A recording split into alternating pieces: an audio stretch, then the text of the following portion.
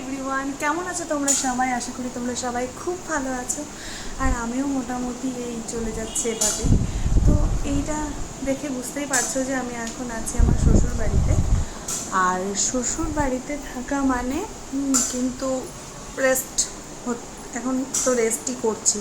আর বাড়িতে থাকলে হয়তো এই সময় আমার যুদ্ধ চলতো, ছেলেকে খাবার দাবার খাইয়ে, এখন অবশ্য আমি ছেলেকে খাবার দাবার খাইয়ে তারপর এলাম। তো এই যে এখন আমিও লাঞ্চের জন্য যাব। তো ভাবলাম কেননা তোমাদের সাথে ছোট্ট করে একটু ভিডিও শেয়ার করি। তোমাদের সাথে অনেক দিনই কোনোরকম কোনো ভিডিও শেয়ার করা হয় না। তো আমার শ্বশুরবাড়ির পুজোর ভিডিও আশা করি দেখেছো, আর একটা ভিডিও শেয়ার করা হয়নি, সেটা শেয়ার করে দেবো মনসা পুজোর। আমার শ্বশুরবাড়িতে মোটামুটি সব পুজোই হয়ে থাকে, সব পুজোই প্রায় হয়ে থাকে। জন্মাষ্টমী দিনের ভিডিওটা আমি শেয়ার করেছি, আর